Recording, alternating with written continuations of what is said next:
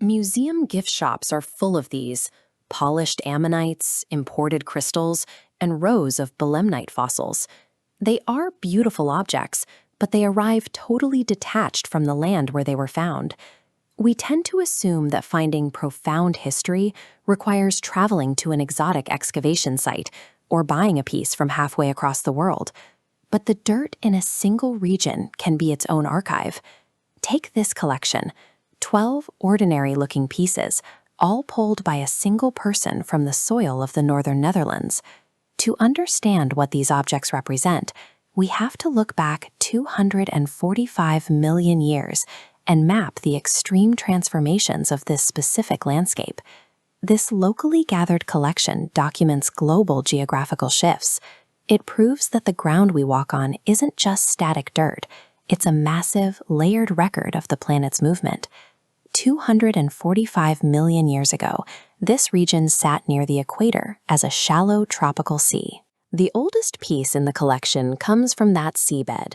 It's a piece of platen kalk limestone from a quarry in Winterswijk. When split open along its natural seam, the stone reveals a perfect impression. It's a snapshot of that Triassic ecosystem, likely a prehistoric fish or a coprolite, which is a fossilized dropping. Unlike the items we are about to look at, this fossil formed exactly where it was found.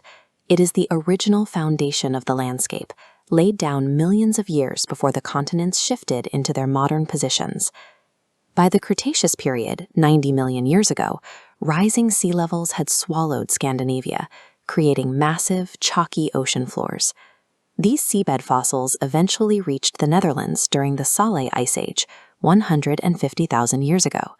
A massive ice sheet expanded southwards, acting as a continental bulldozer. We can see physical evidence of that movement on this Cretaceous flint.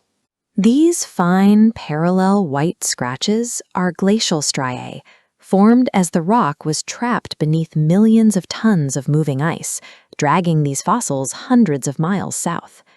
That same ice transported marine life, like this complete echinockery sea urchin.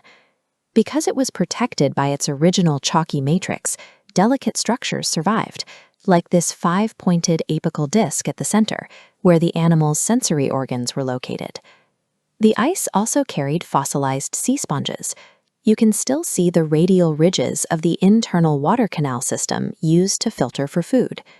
Researchers examine pieces like this for anomalies, such as a morticnia, a rare fossilized track that records the final movements of an organism right before it died. These Cretaceous fossils document ancient marine biology, but their presence in Dutch soil is also a record of the crushing power of Ice Age glaciers. As the ice retreated around 50,000 years ago, it left behind a vast freezing plain known as Doggerland, which connected Europe to the UK. Megafauna roamed this dry steppe. This is a heavy neck vertebra from a woolly mammoth found in the North Sea. Here is an accompanying mammoth limb bone. Marine sediment preserved the porous internal texture, the honeycomb-like structure that makes the bone lightweight but strong. We also find petrified bone fragments that have completely turned to stone.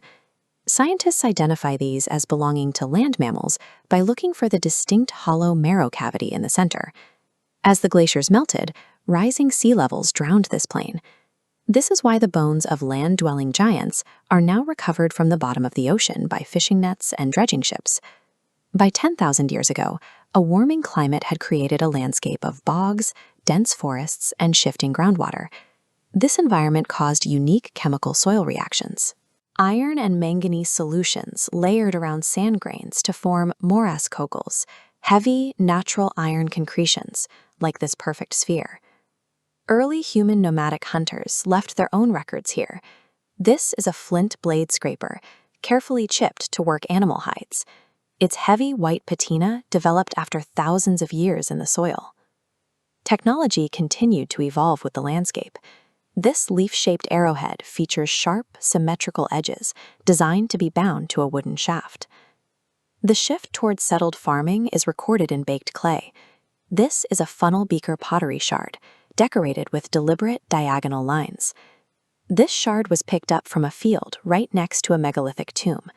It marks the moment humans stopped moving and began to build permanent structures in the region.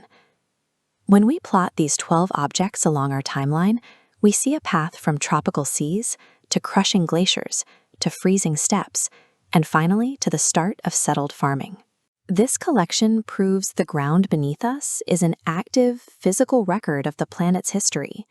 The next time you walk outside, just take a look at the mud and the stones under your feet.